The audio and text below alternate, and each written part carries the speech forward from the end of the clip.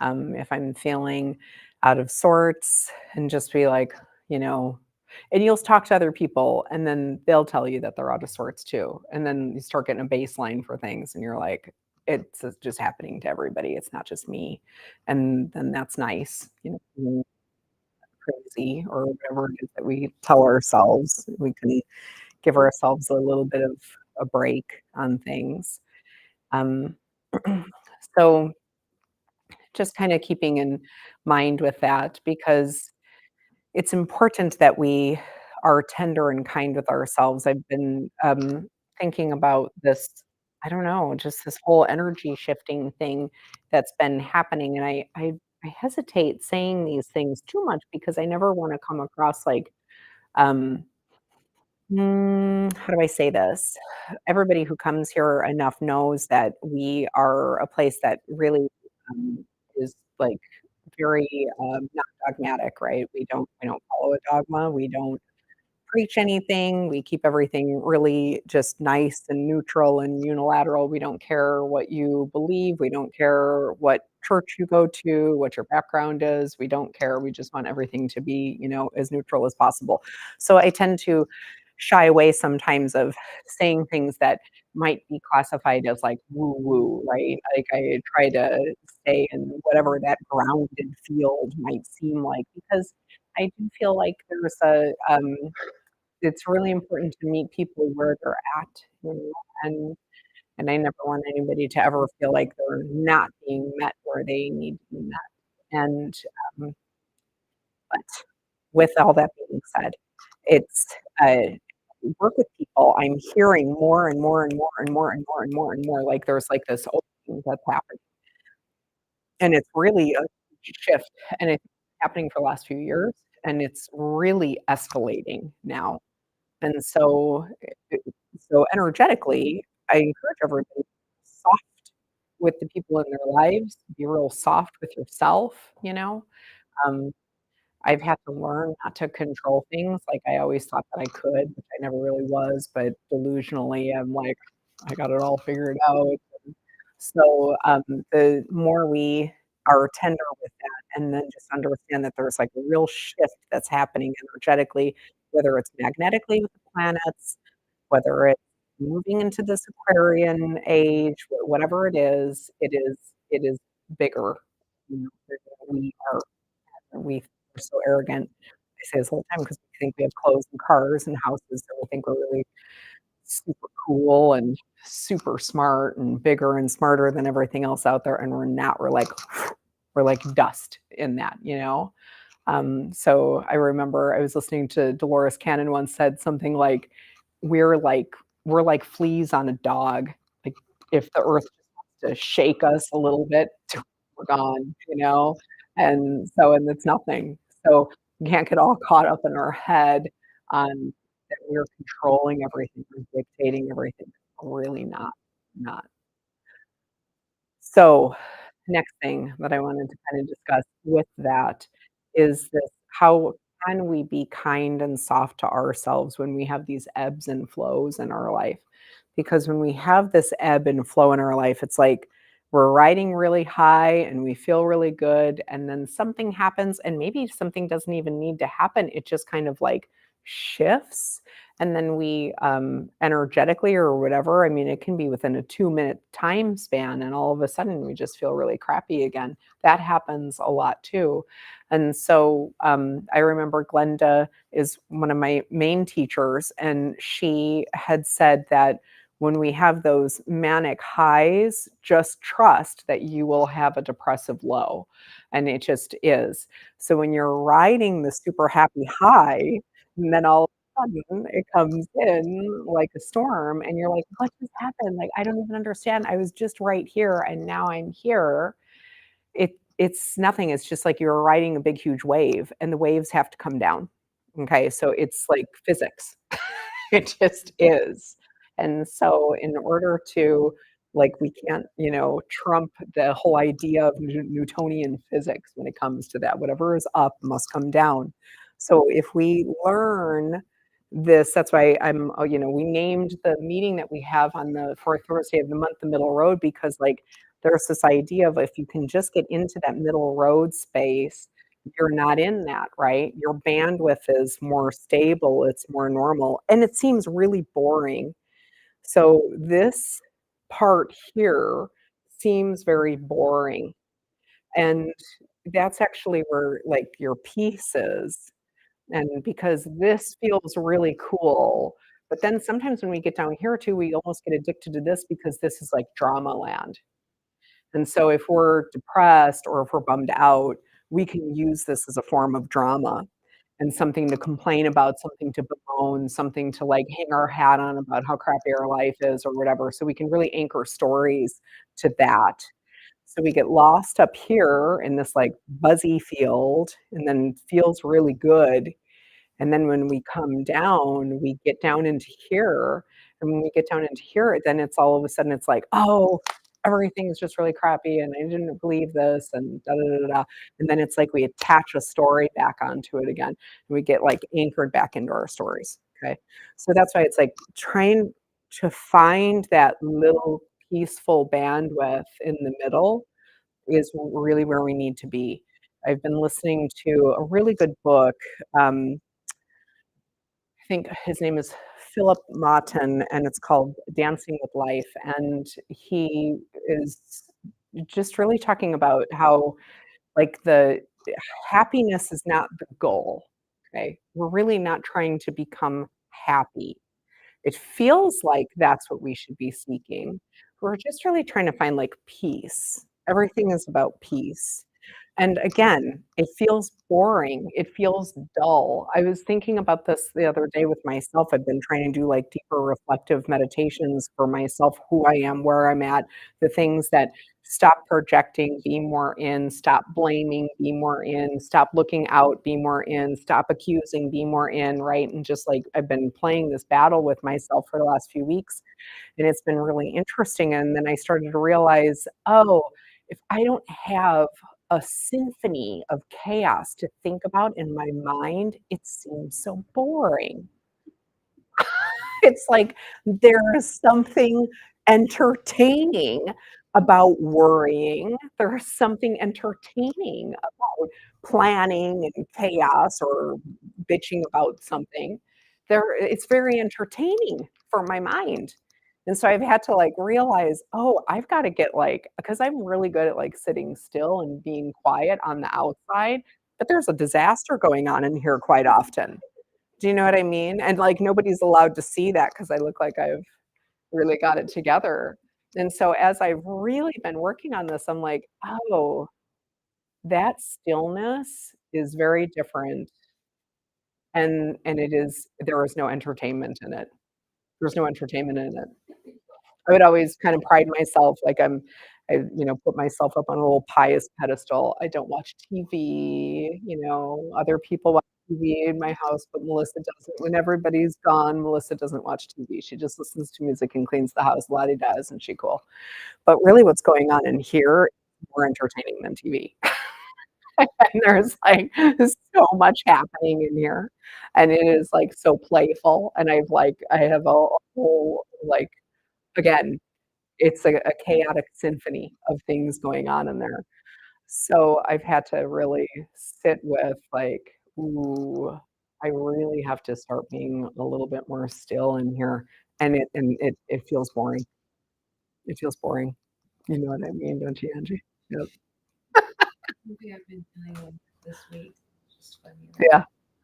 So like we're so used to like chaos, or like it's just I don't know. We're just a generation of like wanting to be in control, wanting just Yep. Mhm. Yeah, and even if it's when we're sitting there being quiet, mhm, yeah, just the thoughts in our mind. Yeah, mhm. it's a game. It's just a big game. So tonight we're gonna try not to play a game. And see what that feels like. Oh, okay.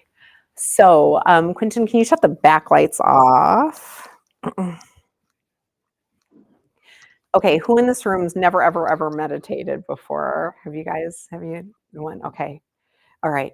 So We are gonna be quiet. If you guys wanna lie down, because 'cause you're not so the thing about meditation is there's a practice of sitting still, right? If you don't feel like it's your night to sit in your frame, then lay down, no harm, no foul. It's okay. I'm like I'm not a on that. Take my mala beads off and whack you on the head with it. Another teacher that I followed, he talked about how when he was in the monastery and the if he moved or if he coughed or if he wiggled at all, that the monks would take their malas and whack him on the head. And he's like, then you'd have dots on your head from the beads. So I don't do that. Okay. So in order not to fall asleep, if you can, put your feet on the floor and your knees to the ceiling. Feet on the floor, knees to the ceiling. Feet on the floor, knees to the ceiling. What this will do is it'll prevent you from just dozing off if possible. Okay. So let's go ahead and for those of you that are seated, just sit up nice and tall. Think of the crown of your head like a marionette where it actually is pulled up, and that would make your chin tuck in, and then drop your shoulders down and back. And then you can even think in your mind that you're pulling your butt flesh down into the bolster, and then everything should line up so that your head is over your heart and your heart is over your pelvis.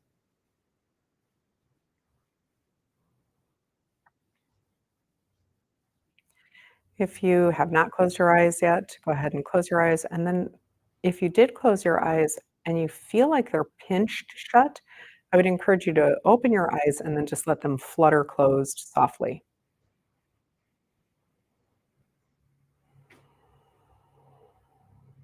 Take a little check in with your forehead and make sure that you're not grimacing or scrunching your forehead at all.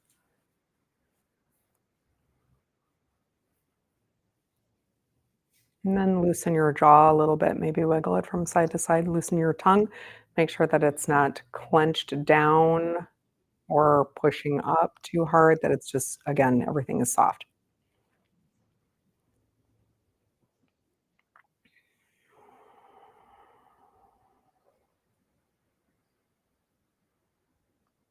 So go ahead and just really zero in on your breathing for a moment.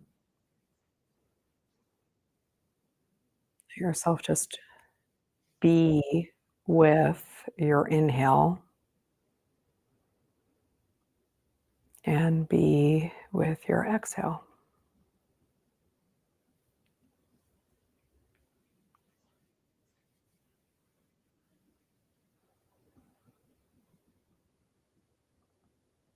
Let's just do a nice body scan, starting at the top of our head.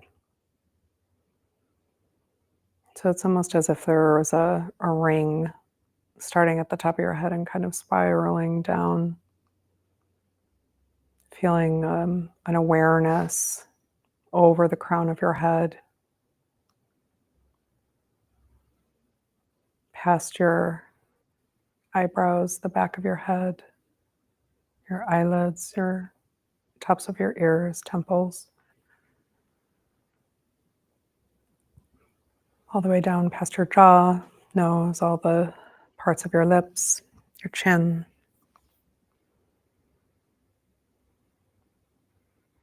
scanning all the way down your neck, shoulders, your torso, arms,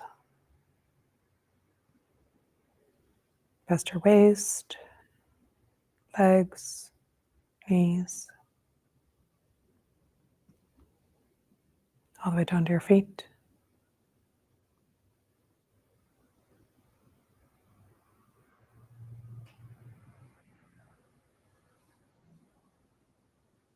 And reminding yourself to breathe nice, smooth inhales, nice, smooth exhales.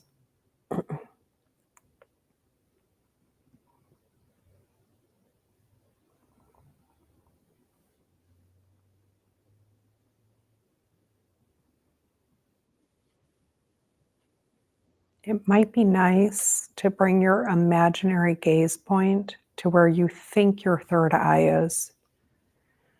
So you can roll your eyes up and then in a little bit. And then just pay attention if that made a difference in your awareness at all. Maybe things seem darker. Go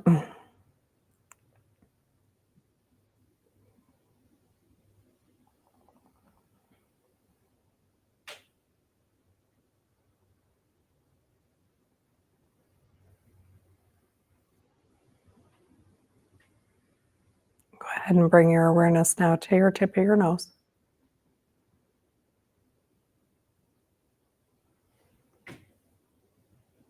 Feeling those inhales and those exhales. Cold, dry air on the inhale, warm air on the exhale.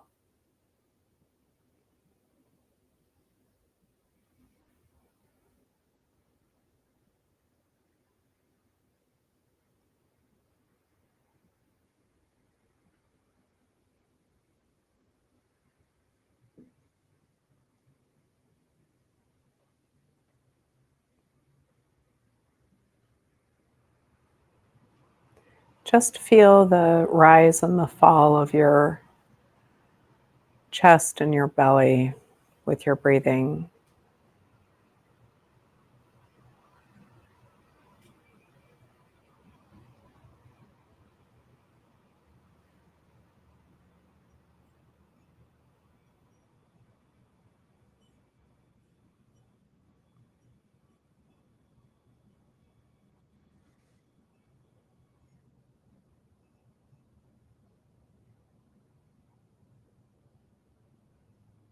And now that you're nice and settled in, I want you to find your heartbeat.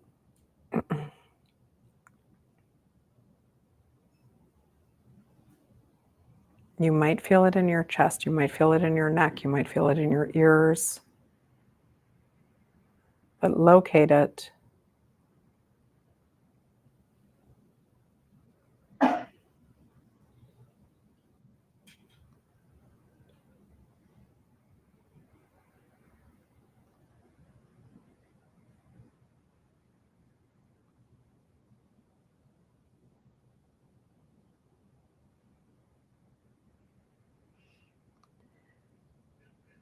And then I'd like you to pay attention to all the areas in your body that you feel that pulsating with your heart.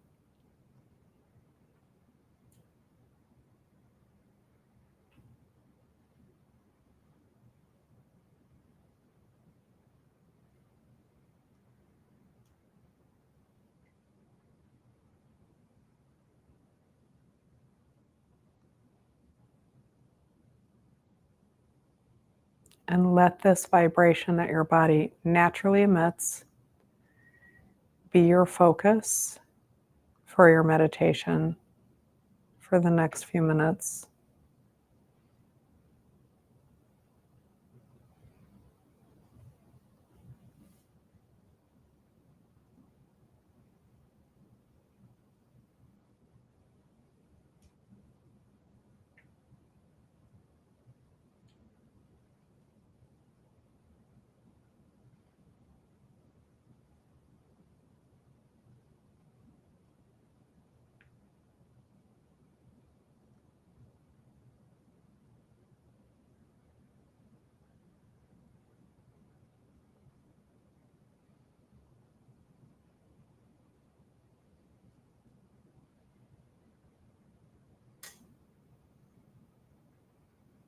Notice how the more connected you get to your heartbeat, you can actually feel it rolling through your whole body.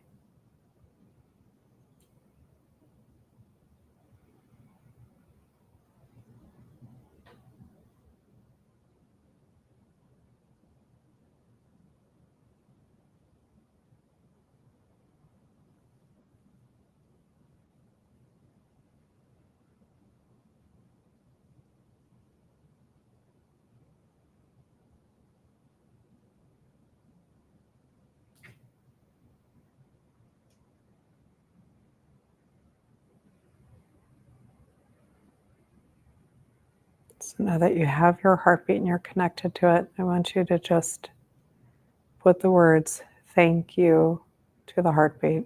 Thank you, thank you, thank you.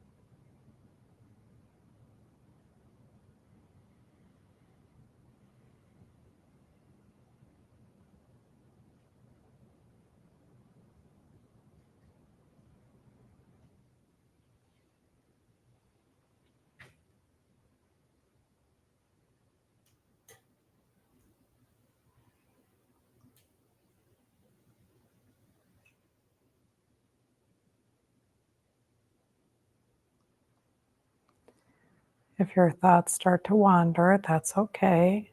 You just go back to that. Thank you.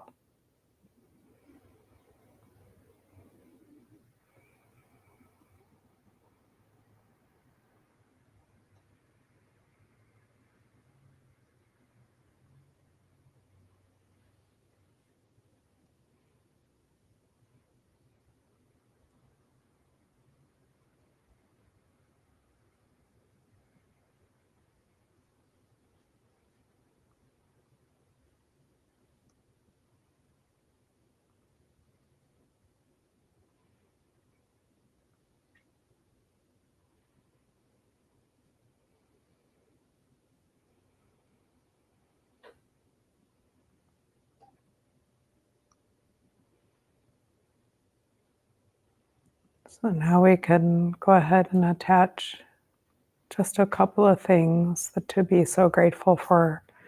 Thank you for the body. Thank you for the heart.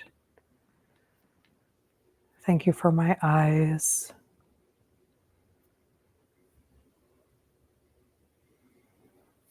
Thank you for my sense of being.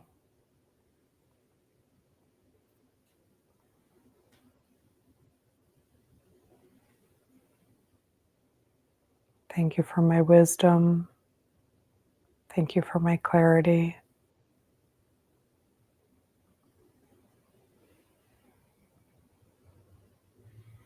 Thank you for my generosity.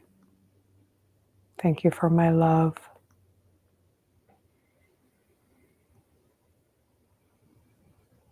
Thank you for my kindness. Thank you for my patience.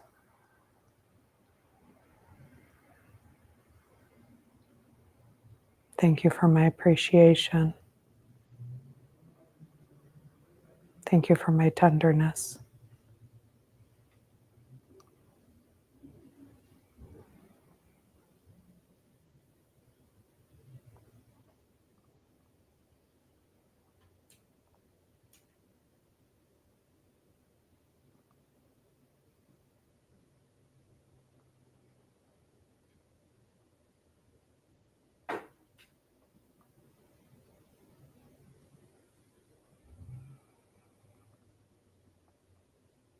And finally, thank you for my acceptance. Acceptance of all things.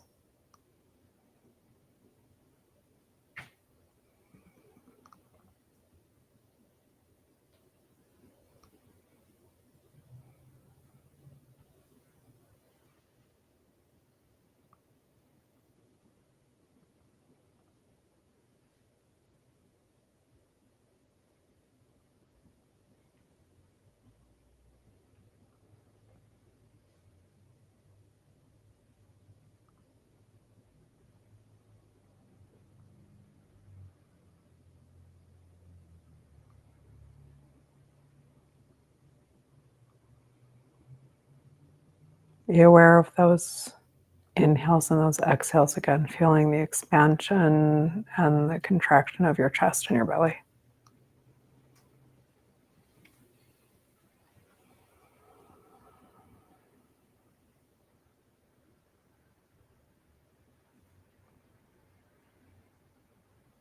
Be aware of the feeling at the tip of your nose.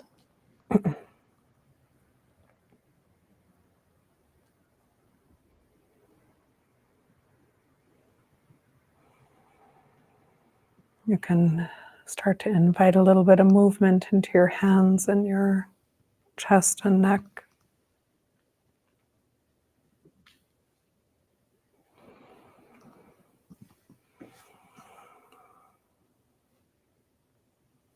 And when you're ready to come back online, you can open up your eyes, but don't rush it.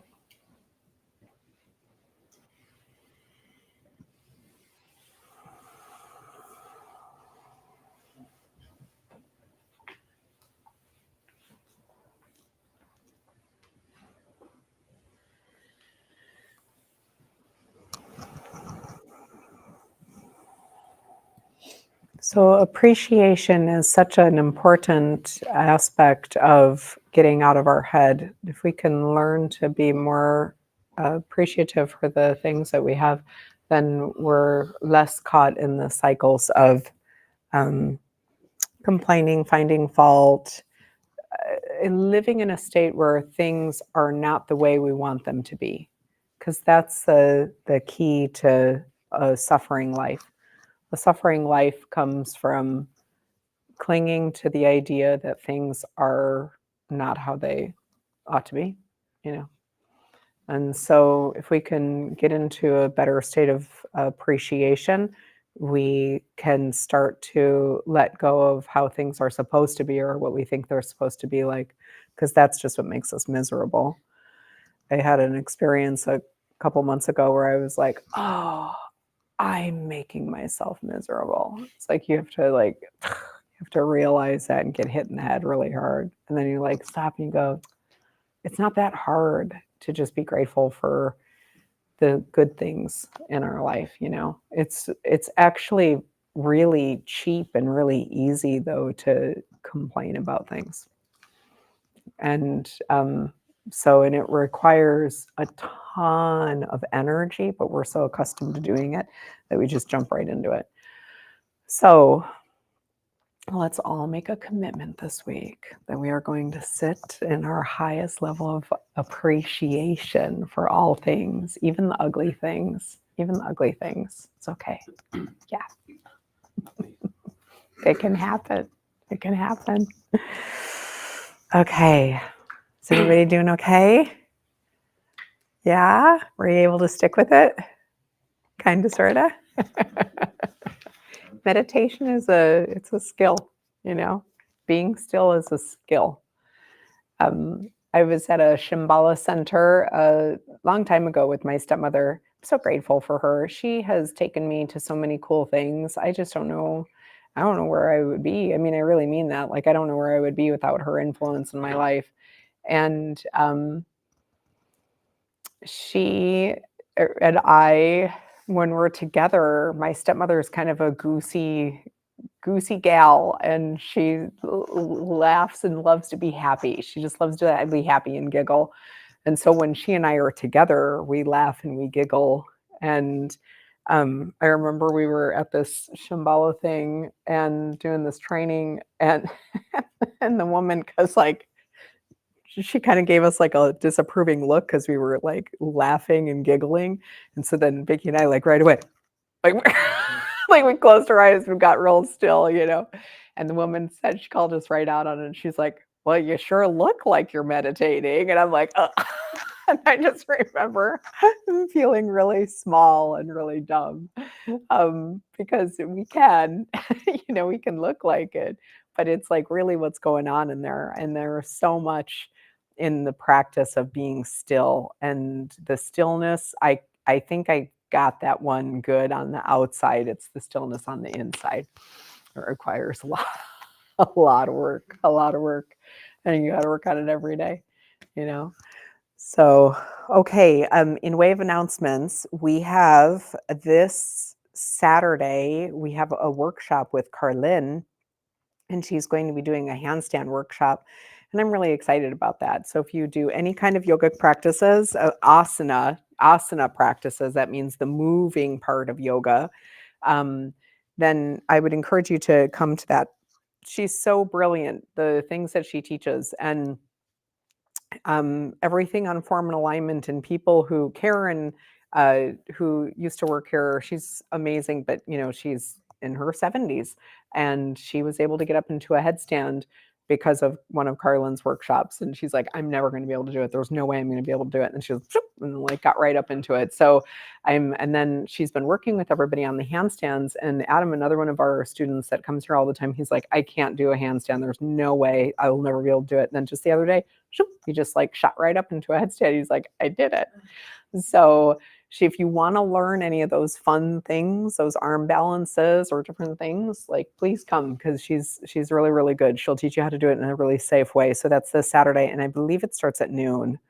But we have a calendar. Oh, it's not on the calendar. It's on the little graphic thing over there. And then next month we have lots of things coming up. We have the kids class coming up on the second Saturday of the month. We've got a hike. Quentin, where's your hike at? In okay, Arnett Canyon. So yeah, So we'll be carpooling here at 8, and that is February 15th. nice.